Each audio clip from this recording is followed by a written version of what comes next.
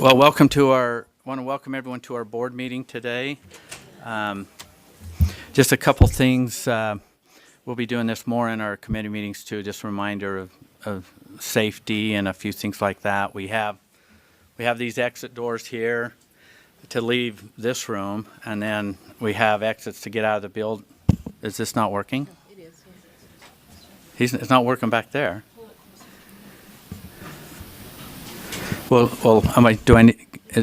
okay, I'll get a little closer to the mic. An effort of safety in that, we have these emergency exits, but to leave this room, you have multiple doors, and then in the hallway here, we have an exit to the north to leave the building and also to the south. We also have the restrooms right across over here. Want to thank our Sergeant Selleck. He's somewhere around here with the Highway Patrol that's helping us with security and safety also, but he's usually kind of patrolling on foot around here, I guess. Want to make sure he feels welcome here.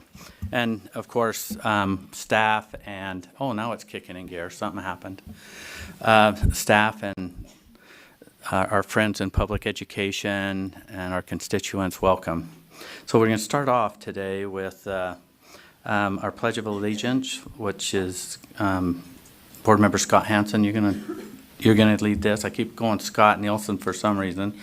I think Scott and I jump to the right, but are you gonna lead us in that? I pledge allegiance to the flag of the United States of America and to the republic for which it stands, one nation, under God, indivisible, with liberty and justice for all.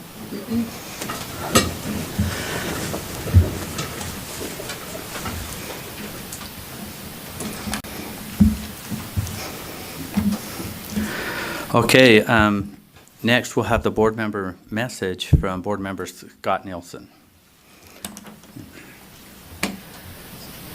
I'm not seeing your mic on yet. Oh, stand by.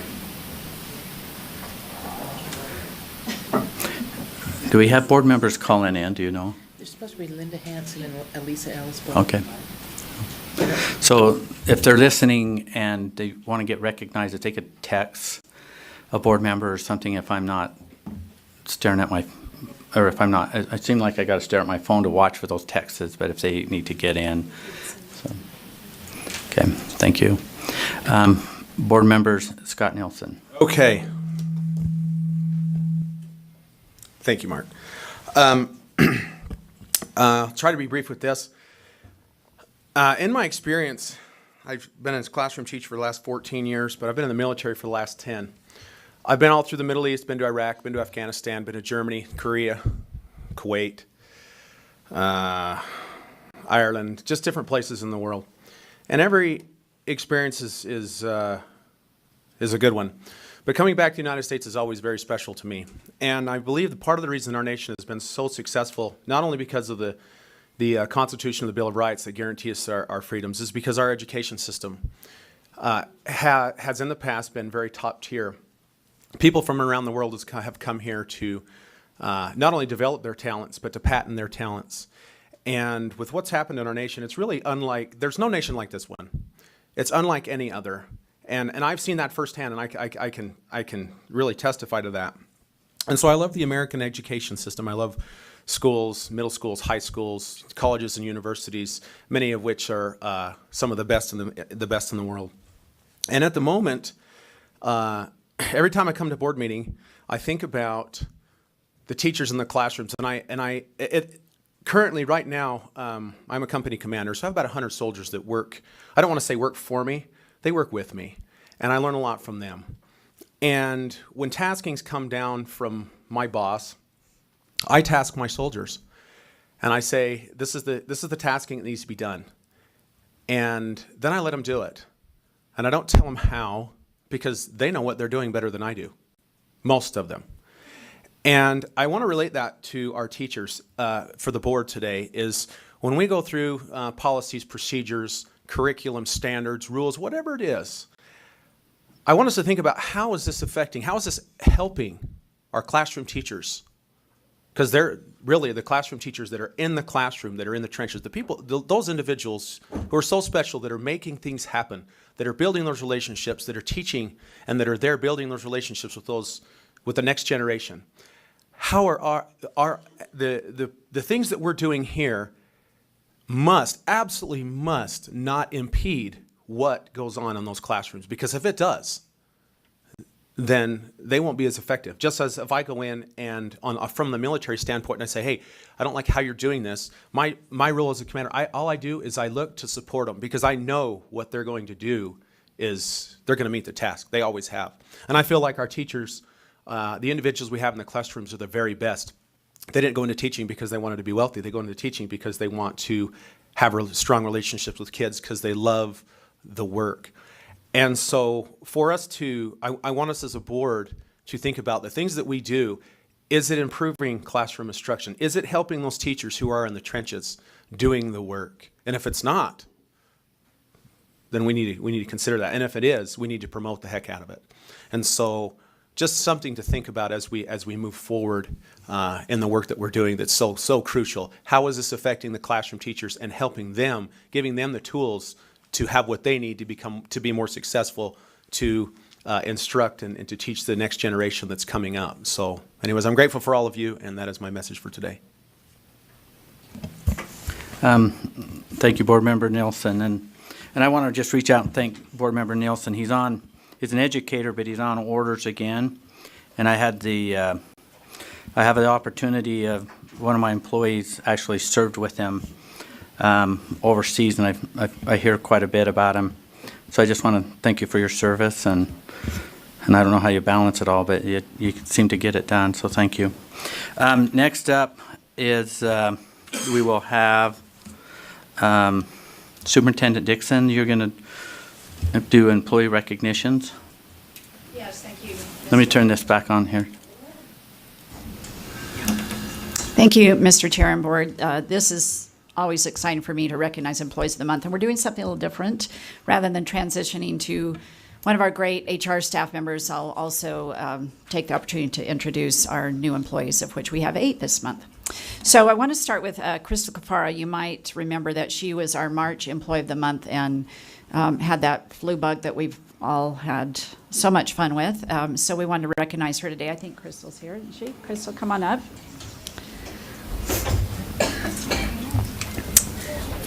So this is Crystal Kafara. She is an admin secretary in teaching and learning, and she supports the STEM team.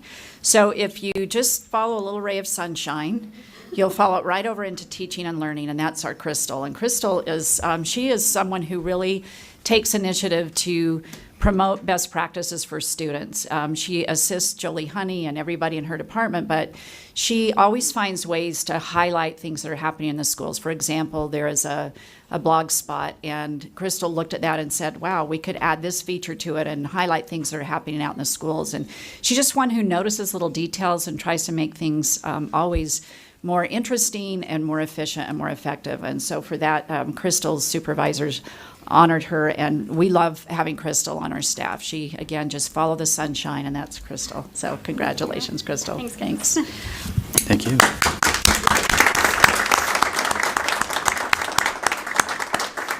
And Tracy, if you'll come on up. I'm really happy to introduce you to Tracy Gooley. She is our April Employee of the Month, and I don't know if you have had the opportunity to meet Tracy, but Tracy was a classroom teacher, and she came to us as an education specialist, and she wears sort of this dual hat. She's a specialist in special education who works specifically on helping students who are visually impaired and cognitive disabilities, and helps teachers improve their skills in those areas.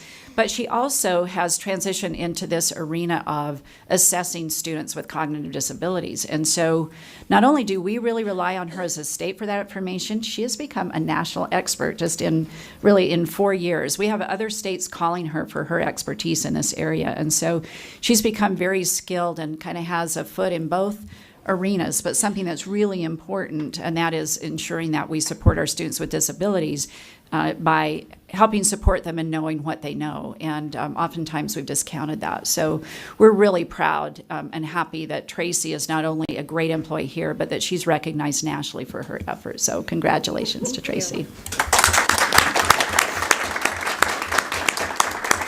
And just a reminder for the audience and our maybe our new board members and seasoned board members who may have forgotten, if you're Employee of the Month, you get 8 hours of admin leave, and it's a challenge for many of our employees to find time to take that.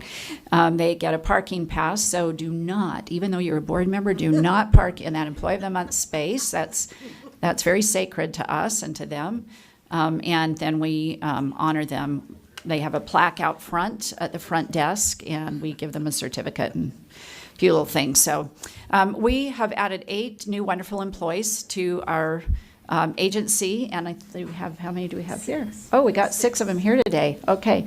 And, you know, we don't intentionally just hire females. You'll notice that we've had a lot of males in the mix, but today we have a good female contingent. So we'll start off and have them introduce themselves and just tell what you've been hired to do. Good morning. My name is Norma Trujillo. I'm the Executive Secretary for Sarah Wiebke in Teaching and Learning, and my previous employer is Nelson LLC. Thank you.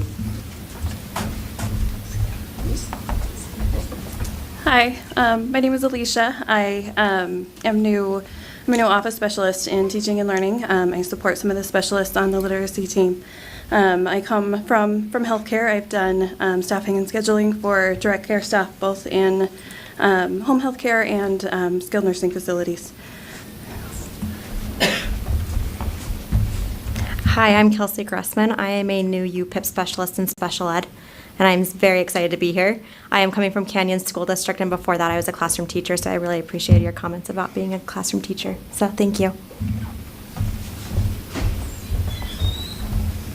Hi, I'm Christy. I work in school finance. I assist with construction and purchasing, and I come from Eugene, Oregon. I worked at the University of Oregon under the Department of Ed at Early Childhood Cares, which is a special ed agency. Good morning, I'm Lola Ship. I am CTE Pathway Specialist, and I am from Las Vegas, Nevada. Worked for the school district there as a Pathway Specialist as well. So nice to meet everyone. Oh, we have one more. Hi, I'm Judy Peterson, and I'm working in IT. I'm the USIMS program manager, and happy to meet you all. I came from, oh boy, here we go. Get ready.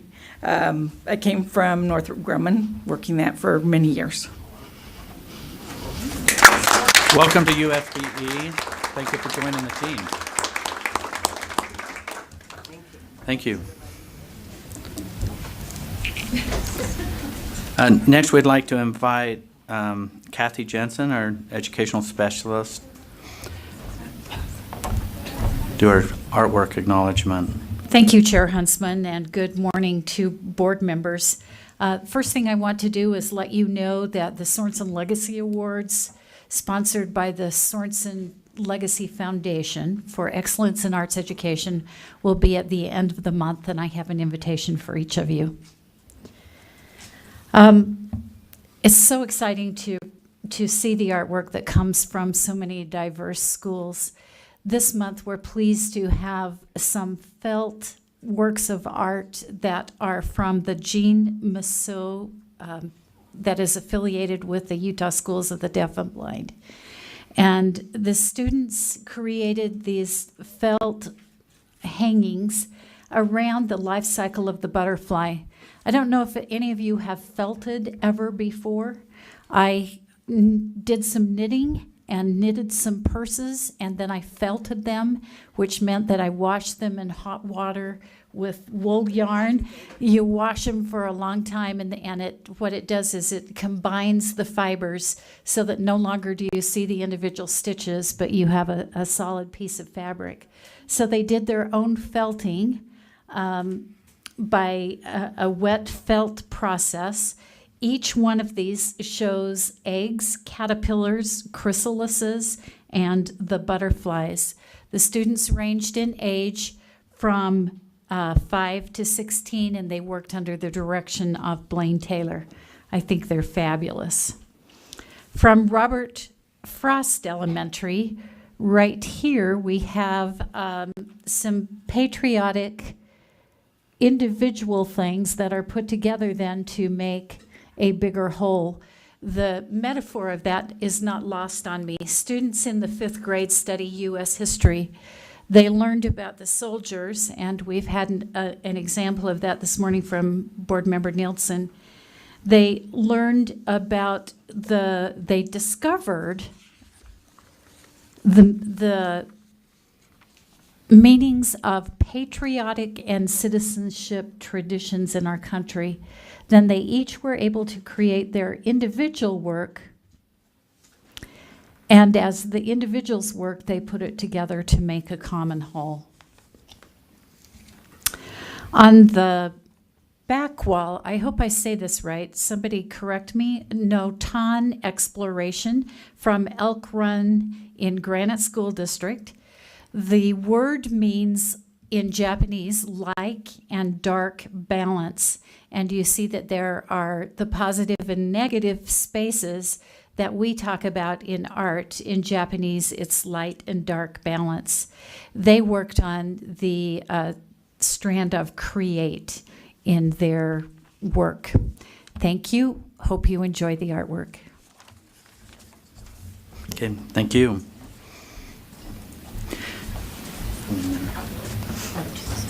Oh yeah, that's right. Education highlight. Superintendent Dixon, you're going to introduce. Yes, I am, sir. Thank you. I am so delighted to introduce our student spotlight today. Board Member Ellis was going to introduce McKinley, but she is out of town, and so I get this honor, McKinley. I'm so thrilled. I attended a Utah Technical College banquet a few months back now, and each technical college introduced and honored a student that was sort of their highlighted student, somebody that had gone above and beyond and done something extraordinary. And a lot of these students were adults, and not that McKinley's not approaching adulthood, but as a high school student, I was so impressed by her, and I think I approached her and said, oh, we've got to get you in front of the board. So McKinley brought her family here, clear from Duchesne this morning. McKinley is a senior at Altamont High School in Duchesne District, and she's also enrolled in the Automotive Maintenance and Light Repair Program. Did we get that correctly? Yes. At the Uinta Basin Technology College. So she won the Uinta Basin Technology Automotive Competition and was named Student of the Year, which is where I met her at this banquet. So McKinley's going to spend some time telling you about her success in high school and her goals for the future. McKinley. And I don't know if I said her full name, McKinley Thacker. So Mr. and Mrs. Thacker are here in the back. Mom and Dad, who raised her well, and brother Mac, who might still be asleep from the long trek.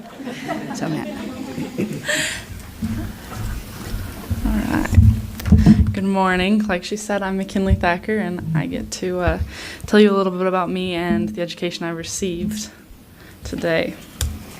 So a little bit about me. In my free time, I love to ride horses, ride dirt bikes, hunt, a little bit of everything, snowboard, hang out with my family. I love Chevy trucks, and I've got a car. It's a 1972 Cougar. So, but on to why I'm here today. I'm graduating from Altamont High School. I'm ranked 1 of 37 in my class. I'm graduating with certificates from UB Tech. The first one is an automotive repair certificate. I'm graduating with a welding and fabrication certificate, and I'm pleased to announce that yesterday, after 3 months in a CDL class, I got my CDL, my Class A CDL with endorsements.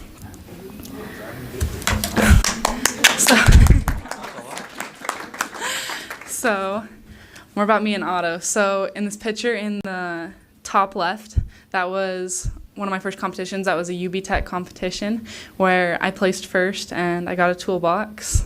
The one in the bottom left corner, is our Skills USA regional competition where I placed first. The one in the bottom center was a competition out at Weber State University. It was a harder competition. There was kids from all of the western states there, and me and my teammate on the left of me, we took second, so we were third, not second, we took third. We were pretty excited. And then the competition in the far right was actually just 2 weeks ago, and it was at Western Wyoming Community College where I placed second. In my welding and CDL programs, in my welding program, I've been certified in stick welding, MIG welding, and dual shield welding. This is a monument I built for the front of my high school. It's actually a time capsule, so we built the metal piece, put it up front, and we're putting PVC pipe with time capsules inside of it. The pictures on the right was me in my CDL class, hauling down the grades from a Dutch John and me pre-tripping my truck. So, like she told you, the UB Tech Student of the Year, at the beginning of this year, I was in my automotive program, and my instructor encouraged me to apply for the UB Tech Student of the Year award. And so this is just a quick video that actually right here in the corner, Stephanie, she's awesome, that she made to highlight me at the Student of the Year banquet. So I'll let that play, maybe. Oh.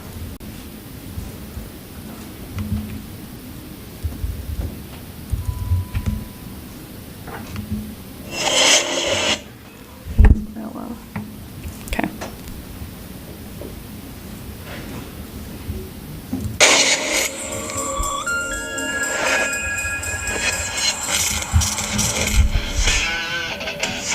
Can anybody hear that? Oh, you're a thinker.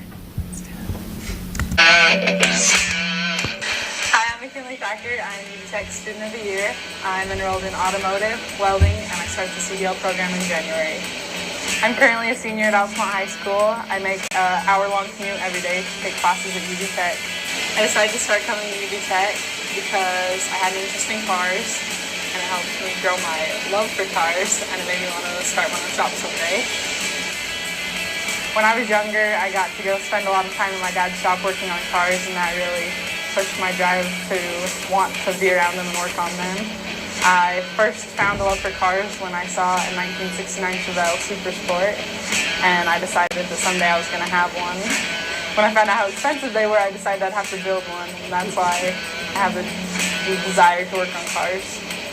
I decided to start welding because I knew that you had to be a good welder to work on cars and to do auto body, and so I'm learning how to weld in the program. And I decided to start the CDL program because I thought it could help me with a lot of things, and so that I could run my dad's tow truck. At first, it was really hard for me to convince my mom to let me take these classes because she didn't think it was a good fit to have her little girl in the auto shop. There's so many students that don't take advantage of the classes at UB Tech because of the sacrifices that you have to make, but I think it's 100% worth it. Attending UB Tech while in high school for free is an incredible opportunity. As Student of the Year, I want to be an advocate to get a bus from Altamont High School to UB Tech so that all the students at Altamont can experience the power of technical education. Hopefully I inspire other women to go into less traditional fields because I think you should follow your dreams. Last year I got to compete at Skills USA in the motorcycle technician category. I originally planned on competing in the automotive category at Skills USA, but because there was a senior at UB Tech that had beat me in the first competition, I had to go a different route, which ended up being dirt bikes. I took 7th place at the state Skills USA competition. It was great for me because then I decided that I really liked working on dirt bikes. The part I love most about UB Tech is the people I get to be with every day. I get to spend a lot of time with kids that are interested in the same things that I am, and my instructors are awesome. I've loved the projects I get to work on in auto. Currently I'm rebuilding the engine in my car, and it's been a super good learning experience and a super fun time. After I graduate high school and finish my certificates at UB Tech, I plan on furthering my education by going to university, getting my degree in business and my certificate in auto body. Experience the power of technical education.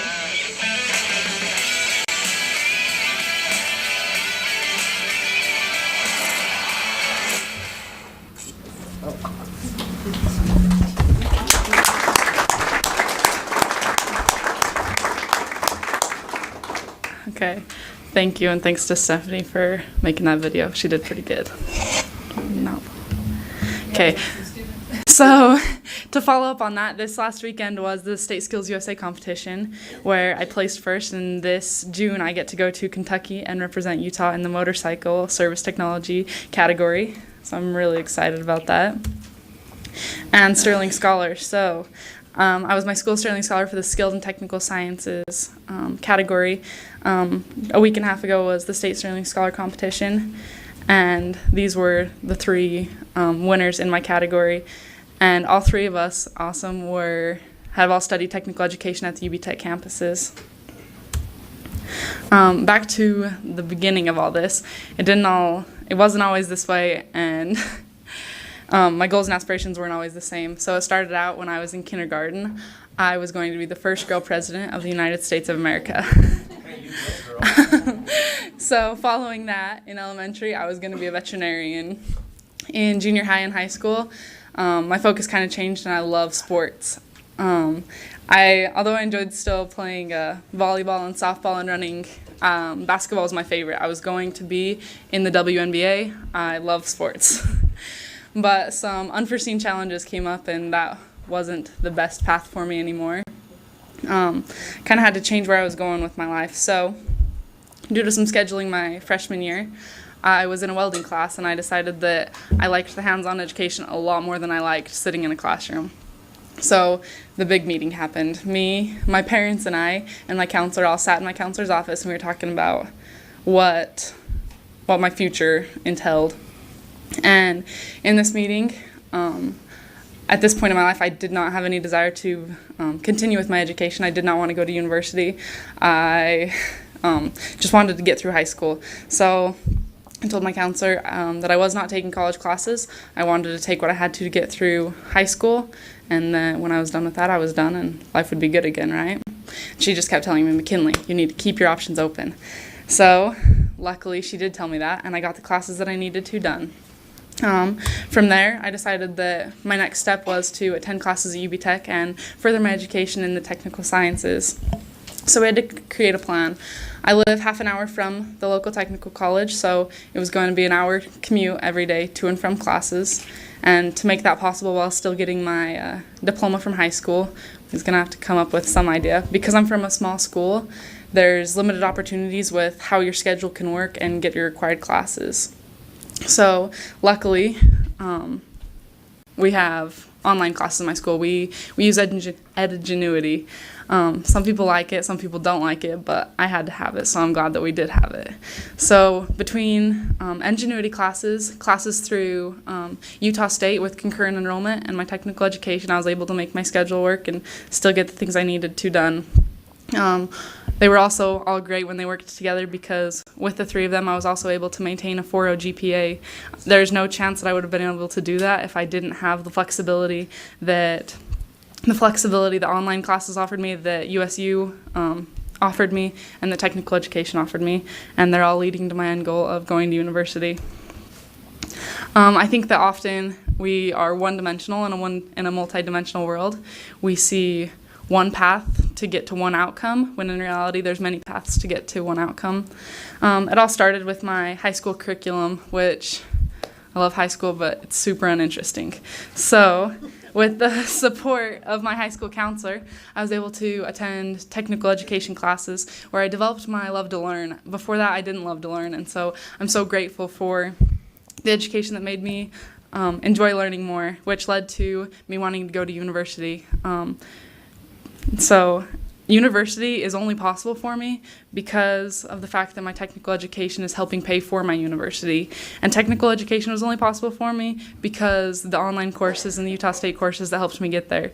So I think it's important that we see that they all work together. It's not one path to one goal, it's many paths to one goal. Because of the different styles of education I received, I've had the opportunity to not be locked into a single pathway. I took the non-traditional way to get here, and I couldn't have benefited more from it. Technical education and online education have opened more doors for me, and keeping my options open led me to stretch myself farther and set my goals higher. Lastly, I want to thank those who have advocated for me, all those at UB Tech. I've got Tim Miller in the back, and then Stephanie Carter up front, and then my parents, who I don't think they know that they've done a lot, but they've definitely pushed me way harder than I thought I could push myself. And then the last person who advocated for me, who was my high school counselor, who set my whole plan up to this point in motion with just the words, keep your options open. So thank you. That's all I've got. McKinley? Before we go to questions, can you invite, to make sure can we have your contingency that showed up that are supporting you all stand up and be recognized, please? Can you make sure they get up? Hey, thank you.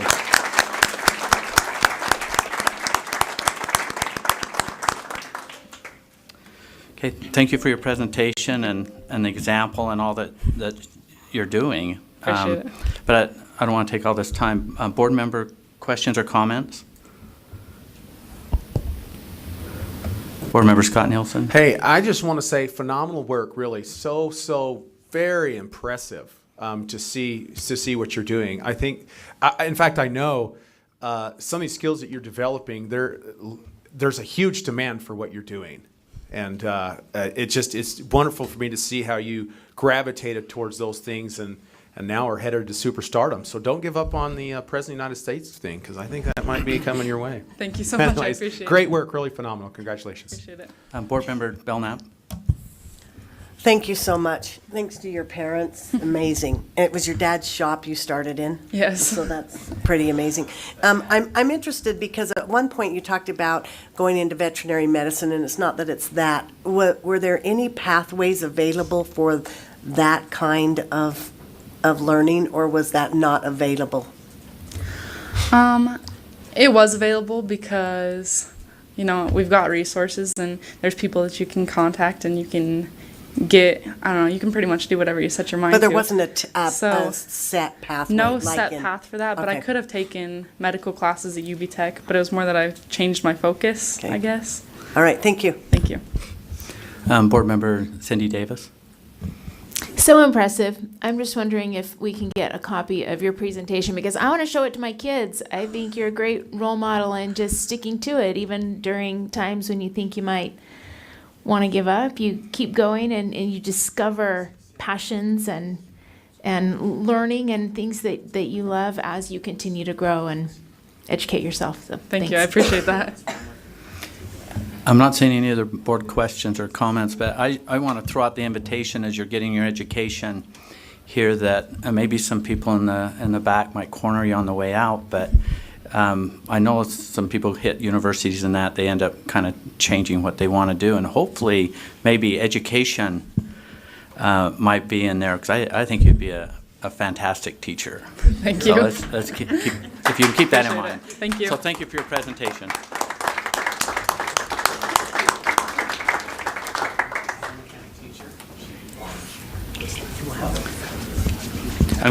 Board members, I'm going to go off schedule just a little bit. We see one of our friends of public education out in the audience, Dave Ure, the SITLA director.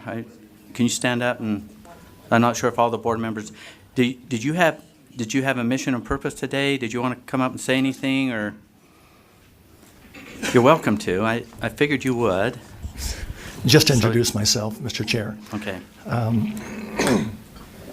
Been in this job now a little over 3 years, and faces are changing in our organization. The 1st of January, or I guess the end of December, we retired 135 years of experience in our organization with 4 people.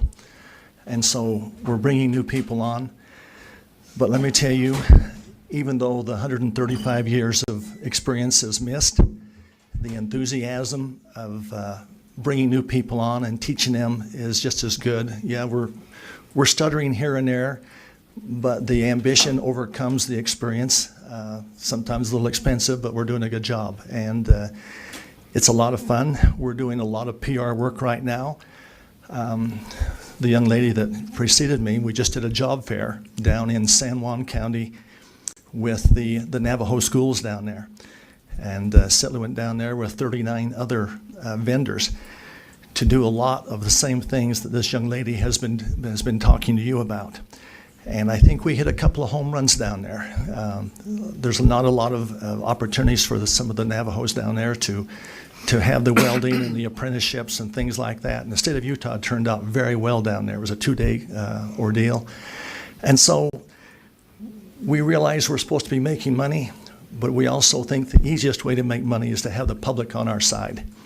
And that is a constant battle, whether you're dealing with cities or counties or the state legislature. Or USBE. That's right. But we're learning a lot. We're doing a lot of developing. Just recently, in the last 60 days, we're having a lot of applications on renewable resources. Even though it doesn't bring in near the money of the hydrocarbons, but the land that we're able to put the solar panels on or the windmills on are pieces of land that do not have any other use. The only problem is that we don't have the power in our authority or power in our organization to know where the transmission lines are going to be going. And so you have to have transmission lines and substations in order to make the renewables work. And we're having some battle with some of the major utility companies in being able to provide that for some of our investors or some of our applicants. But we're working through all of those different situations, and you'll probably see in the newspaper just in the next day or so a situation we have with the giant city of come on, it's only incorporated in January, Bluff, all 235 people. But they have a major concern down there of us putting a solar field up on a plateau right above them. And this is where the PR work comes in. And then just as of yesterday, in dealing with our staff, of saying, well, we got this rules and these rules and this rules, and we're following them. And when they got through explaining to me all the different rules, I said, is this the way that you'd want to be treated if you were in those positions? And that's going to be the motto that we try and live by, is dealing with grazers or cities or counties. Do our rules allow us to treat those people or those organizations the way we would want to be treated as an individual?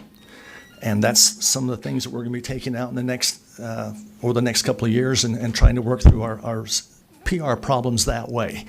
It'll cost us more time up front, but it'll save us more time on the back end. And so those are some of the things that we're adjusting to, Mr. Chair. And like I say, I haven't met a lot of your state board members here.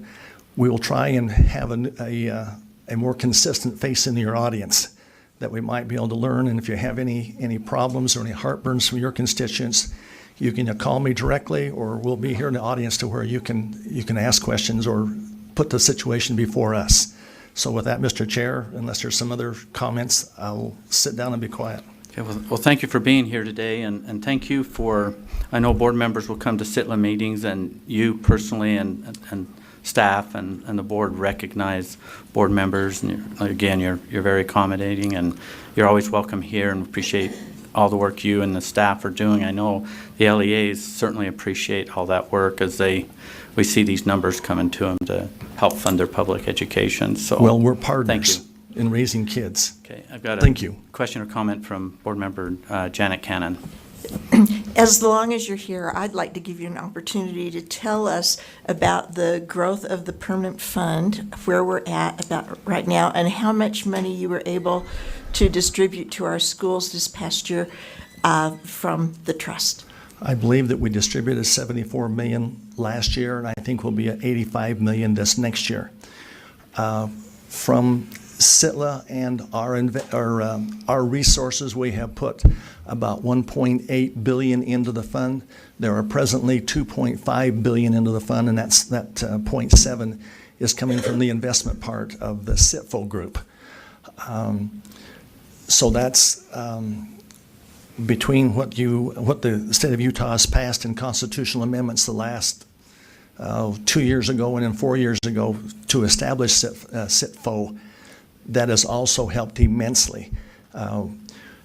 Because of that office, when we start to do a program or start to do an investment, we look at it, can we match the 7.5% return that CITFO is claiming that they are returning to the trust? And that's been a very good